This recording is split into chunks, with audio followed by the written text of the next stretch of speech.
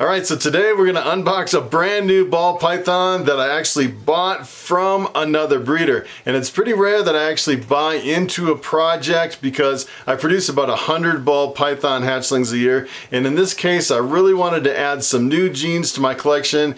And I actually purchased a couple females, and I was waiting a few years until those females matured. And now I bought the male to go with those females. So I'm going to kind of surprise you as far as the genetics when we're unboxing it, and maybe have you guess along the way, but it is one recessive gene and two co-dominants. It is a pretty impressive snake. I'd say it's probably one of my most impressive snakes that I'll have in my collection, and it's probably my most expensive too. I paid more for this snake than I probably paid for any other individual snake in my collection. I actually paid $1,500 for this snake. It's pretty insane, but you know, when you breed them into something else, you actually get your money back in a return. So essentially all that money that I'm investing into this snake came from the sales of hatchlings. So I kind of, you know, reinvest my money into higher and higher morphs as I go down the road, and you know, eventually your collection becomes nicer and nicer as far as the genetics in the ball pythons.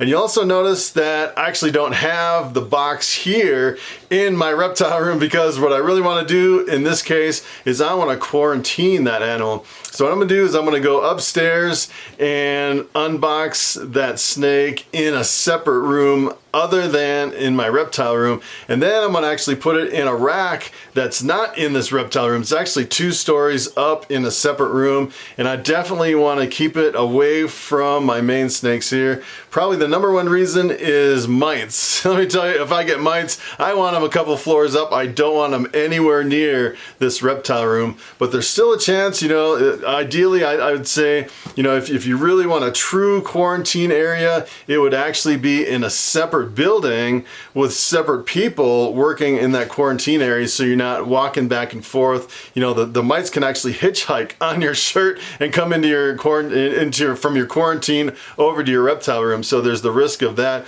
But I feel pretty confident that I'm actually getting it 2 stories above and getting it away from this. I think there's a minimal risk of contamination as far as any mites or anything like that. You also notice I have a different snake around my neck other than Bobby. This is my pastel spider desert ghost female, and I actually paired her up this year and she didn't go. She's a little bit skittish. I was holding her head, you know, trying to keep her calm down. She was like freaking out, flying all over the place.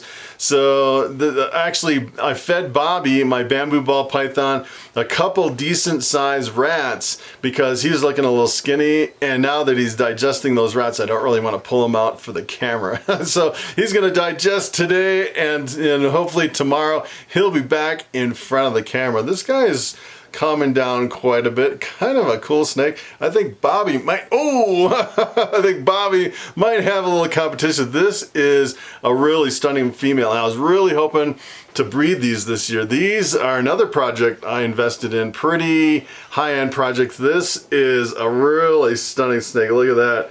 Almost this goes head to head with Bobby, who's also an awesome snake. So let's go and check out that box, and we'll unbox the new snake. All right, so I always find it interesting how people actually ship reptiles, and the only way you can really do it is ship them through FedEx. I'm pretty sure FedEx is the only one. You can actually ship them through the airlines, straight through the airlines, but I think it's really expensive, so pretty much FedEx is the only way.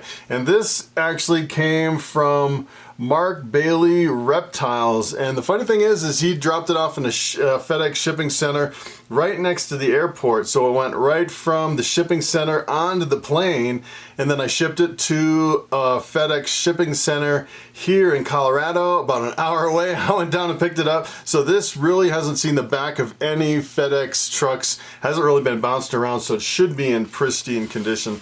If we take a look at it, it looks like he put holes on the sides. He put live, harmless wildlife, which is interesting. I think it's supposed to be live, harmless reptiles. I'm not sure. I guess wildlife is, I'm pretty sure there's rules on that. I thought the rule was it had to say live, harmless reptiles, but I guess you could put wildlife on there too. Sure enough, he's actually shipping from Aquatics unbox.com, which is interesting. I'll have to check that out. There's a lot of different ways you can ship, and take a look at that label. That is kind of interesting. So I'll definitely have to check into that. It says right on the front here, this is a baby ball python, has the scientific name. I'm pretty sure that is required to be on the label. And you always want to use a perishable box. This looks like a regular reptile box here. And what I did is actually, this is not my address that I shipped to. This is the FedEx Ship Center. It has the address here. It says hold at facility. That is really what you want on here. I actually blocked out his address. I'm not sure if he cares if you know his address or not. I'm sure you could probably look it up. But that is the outside of the box. So let's take a look at the inside of the box. And we'll see what it looks like on the inside. It looks like he taped it really well. The whole top and all the sides are taped really well. So let's take a look at this. This is, I think this is also required here.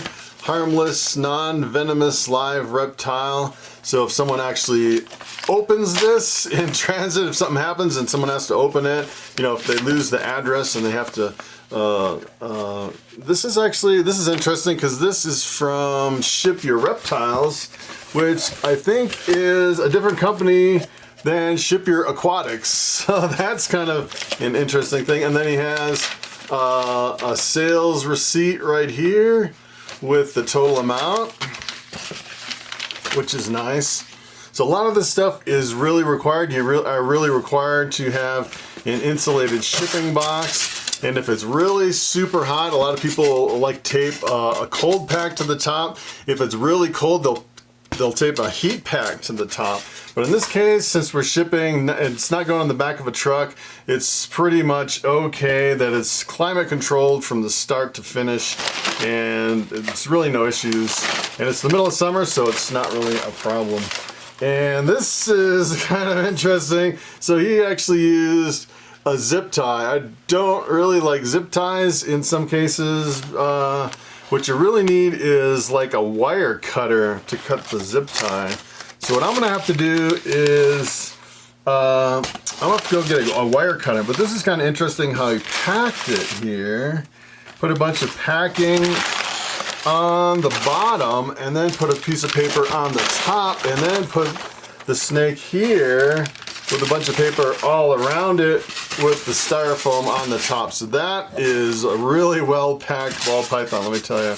All right, so I have a wire cutter right here, and I've seen people try to cut these with a knife, and let me tell you, if you're trying to cut a zip tie with a knife, you are gonna hurt yourself. And this is really easy. Essentially all you do is put it right here and snip it, and that's it. And it is almost cut. There we go. That is the way you take off a zip tie. And let me see. Ooh, wow. This guy looks a lot more different in person. Take a look at this snake. Wow. Take a look at that beauty. That is a crazy looking snake. Looks like he's got a little piece of paper towel that he's hanging on to for dear life. That is really an awesome snake. Beautiful. Take a look at that. So, can you guess what genes are in the snake? It is a pretty amazing animal. Alright, so I'm going to give you a hint as far as what the genetics are for this. The first one, you'll notice the pattern is really reduced, and the gene that reduces the pattern on ball pythons is Enchi. So it definitely has Enchi in it. Enchi reduces all the pattern. It almost kind of looks a little bit like spider, but there is no spider in there at all. This kind of right in here almost really looks like a spider. It's kind of wild looking. No spider at all. This has Enchi. And the other thing that you'll probably notice from the color, and almost from the head, you can almost tell from the head. I don't know, the head is so crazy on this snake. It is a really wild looking snake. I've never really seen this combo before, and this actually has banana in it. So banana is similar to a coral glow, but you notice on this one there's no spots. And that is because it has another gene in the mix that is eliminating all the spots, and I don't think this will get spots as it matures. Look at how beautiful that snake. That is really something. That is an amazing snake. Definitely worth the price I paid. So the other gene in the mix that you'll probably never guess, I'd have to tell you, what if I handed you this, you could probably guess Enchi. You'd probably think in pastel because of the yellow, but it's almost hard to figure out that there's actually banana in this mix because it's just such a crazy snake. And the other thing that's in this is clown. Believe it or not, there's actually clown in here. And something with the banana and the Enchi kind of eliminates all of the regular clown patterns and colors. And just, I mean, the three genes together just makes it a really crazy looking snake. I've never actually seen anything like this. I was actually looking through the male clowns on Morph Market and I ran across this beauty and I was like, that is the snake I want. It is amazing. And actually I've seen some of these, people are selling females for like $4,000. It's pretty incredible. And I saw this one for $1,500 and I was like, that is definitely the snake that I want. That is a beauty. That is just amazing. So that is my new baby. So I'm going to go ahead and show you my quarantine area and we'll go ahead and set this boy up in the quarantine rack. Alright, so this is my quarantine rack, believe it or not. It is pretty simple setup. What it actually is it's one level of an ARS 7010 with a base unit. So the base unit is essentially this part right here with the casters on it, and every level, I can actually add levels on here. They're about $100 a piece. They come with the tub and the frame and the heat strip and everything. All you need is a thermostat to control it. And in this case, I have a VE300, and it's just tucked under this little folding table up here upstairs, and it is really, really simple. So what I did is I put him right in here. You can see he is right at home in this tub, and this tub, what I actually did is I was thinking about doing like a paper substrate on this tub, and I decided to go to a coconut husk substrate. And the coconut husk, I think, is really better for the snake because it seems like they're more comfortable on coconut husks. They can grab the substrate. And you can see all the way in the back, I have one spot where there's no substrate, and that is right on the hot spot. So they sit on that at 90 degrees to digest their meals. And really what I want to watch for is, I want to look for any respiratory infections, anything odd. This guy looks really, really healthy. He's got some good body condition. Although from last year, you know, if it was my hatchling, it would definitely be fed a lot more than this, and it would probably be, you know, 50%, maybe double this size.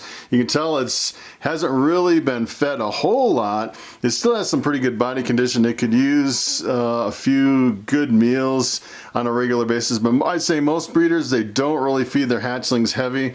They really, I think they really keep them small for, you know, the shipping weight. It's easier to ship a smaller snake. It's easier on the snake if they're smaller, and if you're selling them at the shows, it's a lot easier to fit in your displays without overloading your displays, and really it doesn't really hurt the snake if you limit the food and keep them on the smaller side until you sell them. And it's really kind of a judgment call as far as how much you're going to feed them. But essentially, I was hoping to breed this guy this fall, so he needs to be pretty much at least double this size in order to breed my females. This is about 250 grams. He needs to be about 500 grams before I can breed him to my females. And the females I'm going to breed them to, I have a clown female and I have a lesser clown female, and both of them are really pounding the rats just like crazy. So this guy will definitely be, he'll be a moneymaker. He'll be a good breeder. He'll produce some incredible babies that, and you know, actually the crown jewel, when I breed this to my lesser clown, would be this exact snake with lesser in the mix. So it would be banana, lesser, enchy clown, which would be, I can't even imagine what that would look like. That would be really crazy to add lesser to this combination. And then, you know, you can keep upgrading from there. I was looking at some other clown combos, but the other thing is essentially I would need a female to breed other genes back into the mix if I really wanted to advance the project even more. But that is a really stunning snake, and I don't see any problems with them. You always want to look at the belly. You want to look for, you know, if they have any marks from rat bites or anything, if people are feeding live. You always want to look for kinks in the spine. A lot of snakes will have kinks and you won't really notice them until they stretch out. This guy is interesting from here down to his tail. He's really beefy. He's like, yeah, it looks like he's got some really good body condition for his size.